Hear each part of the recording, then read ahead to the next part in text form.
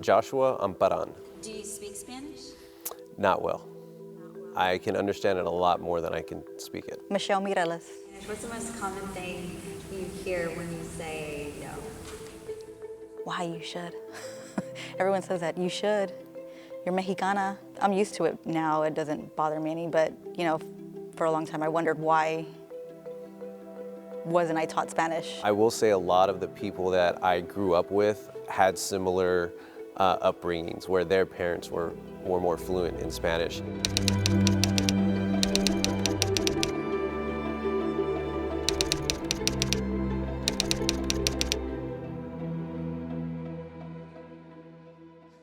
I think there's more people because they said, pues, ¿quién es esta gringa? I know. You know, ¿quién es esta gringa I've tan done that. prieta? Está más prieta que yo. I know. Está más prieta que yo y mira, no puede ni hablar español. I've done You know, ¿y qué? Since I was in the military, you know, my wife and I traveled a lot. And so our children moved a lot and they were educated in Department of Defense schools. And so they never really had a chance to practice their Spanish except with us at home. People would automatically go up to my daughter, who's just as dark-skinned as I am, and start speaking Spanish to her, and then get after her for not speaking Spanish, you know. And she'd say, Dad, you know, these people are actually getting, some of them almost violent with me.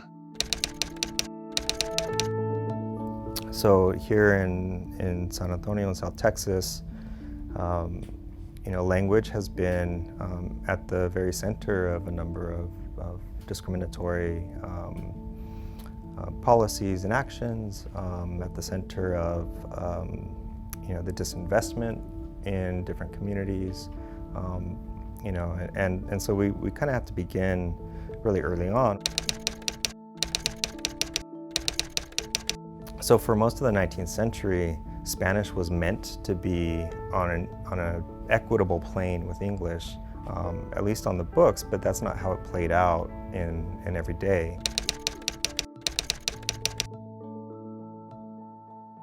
During that time, there was signs all over the school, bathrooms, doors, everything, say it in English. I still remember it was a white sign with red lettering, but what bothered me the most was the fact that it kind of turned us against each other. And those English-only mandates are what colored most of ethnic Mexican experiences in education and primary school education throughout the first half of the 20th century. So even though Mexican students can now go to, you know, schools with white folks, they still can't speak Spanish in school. And oftentimes students who speak Spanish in school are punished in any number of ways. In school, I remember also speaking it or just turning around to say something in Spanish and then, Erlinda, go to the office. They would hit you with a paddle. I recall hearing that they would have to pay a penny every time they were caught saying something in Spanish, or they would get paddled also. And the kids start picking at me because they went, hey, you don't speak Spanish? I go, no, I understand it, but I don't speak it. But who in the heck do you think you are, white? And on the playground, I said something, and I don't recall what it was. It wasn't nothing derogatory, but I say something, and somebody gets a teacher, you're not supposed to speak Spanish? And I go, I'm just trying to learn. What are you talking about? That really stigmatized me. It really did, because I was punished, I was paddled, and all that. And you know, I think to myself, I want to learn English, yeah, but we went through a lot. It lasted all through elementary school, and I don't remember when they changed it, but I think we were in junior high before those signs started coming down. I'm absolutely shocked every time I hear it, because I know from my perspective as a Black person, oh yeah, we experience racism, but for anybody else, I'm absolutely shocked when I hear it. Remember, a lot of these parents went through this very same school system, right?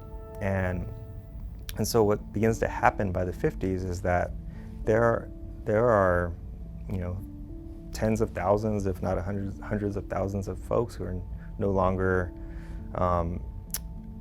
learning Spanish at home or are actively being repressed from speaking Spanish out in the streets. Well, Mama attended Edgewood Elementary, and she says she recalls clearly being in the 3rd grade and still struggling with her English. So then when we came around, when she had her children, she promised that we were going to be English only because that was the language that she felt we needed to learn. Mom would just tell me that it just came down to school, you know, being in school, being treated different because you spoke the language, and just to protect us from all of that, they just decided, you know, just strictly English. You know, I think just the fact that I know that they were trying to mold us by forcing us to learn English so that we could be assimilated, you know, into the mainstream. I know the intentions, you know, were good, but the manner in which it was done and the results, I never felt were good. The result is that now, if we're looking at 2021, there are generations of Latinos who don't speak Spanish as a result of this deep history of language suppression. In today's society, there's whole schools that are dedicated to dual language. You know, how ironic is that? You know, it's explained by this history. You know, we're still looking at a really large population of students who just plain lost Spanish.